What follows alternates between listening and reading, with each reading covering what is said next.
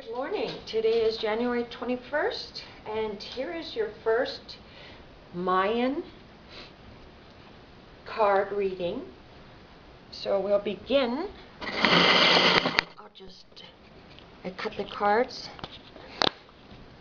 and these cards can face any direction because they have both Overworld and Underworld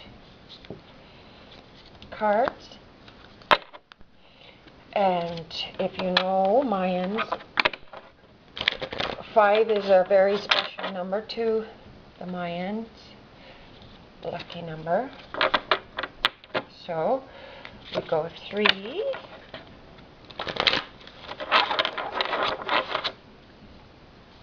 always switching, so you'll get a mix of Overworld and Underworld cards.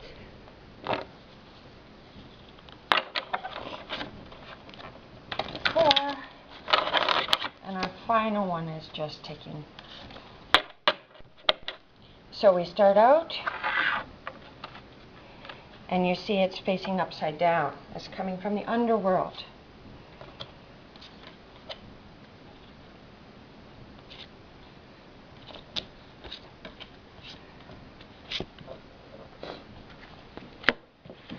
So, the eclipse. The eclipse is our first card. I hope you can see that. I'll just zoom in on it.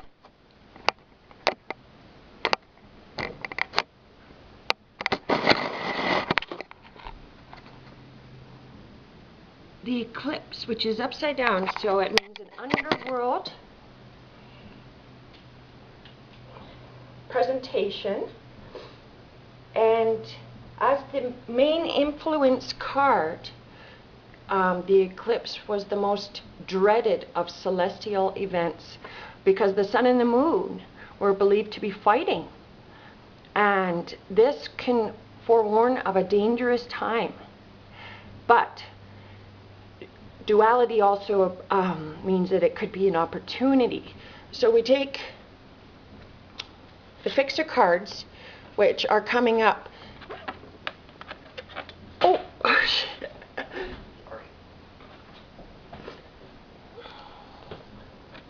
the Chuen, which is the monkey. The swords from the Underworld. And the cats. So these fixer cards, we will begin with the monkey. This would indicate that our sexual attitudes and behaviors are a complex amalgam of many of our early influences. The appearance of Chuen highlights questions about sexuality, not so much of sexual identity, but of life patterns reflected in our sexual behavior. Chuen invites you to take a close look at your sexual ideas, benefits, and practices. So, if we look at our eclipse card and how this fixer card works with the influence card, the monkey is symbolizing personified sexual abandonment.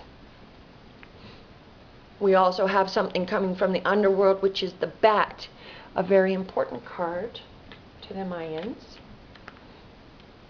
The bat represents unexpected silent death, and emerging from it, the Underworld claims its victim. So you'll have sharp lessons and abrupt endings. This fixer card is important to remember. Again, the death card, do not think of it as physical death, but as a passing away of an idea, a belief, or a relationship. These cards, as I mentioned before, the fixer cards, we have one here now. The final fixer is New Fire. And the Mayan people believed that there was a release of the old and a renewal of the new with fire. And that this marks the end of a natural cycle. So that's coming up in all of our cards, actually. The death of a one way of thought, or a death of something, and a new revival. So they are modified a tiny bit. Here, the Sky Bearer is coming in as an Overworld card. The Lord is also. And the Kaban. So they're all coming in as Overworld cards. We'll start with the Sky Bearer. The Sky Bearer is a bearer of heavy loads, and as the Fixer card, identifies an area of your life that is weighing you down, right? That's why the death or the rebirth is required. We also have the Earth, so probably just your body stocking that you inhibit while you're here on Earth.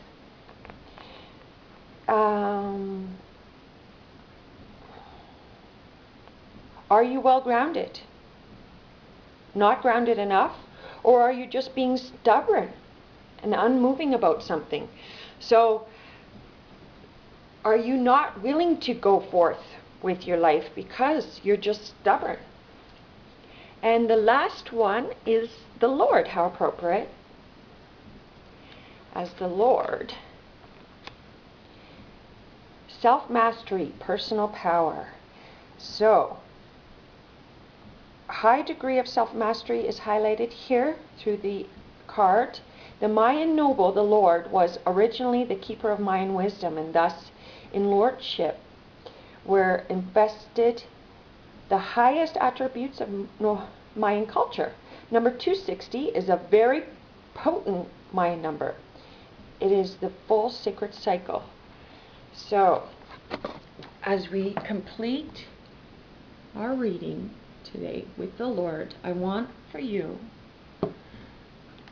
to realize that we all will need to go through a change, and it will be difficult, and some of us are too stubborn to go through this change initially, but that it is the Lord's way, and what the future will behold.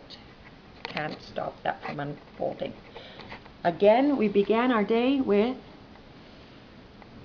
the eclipse.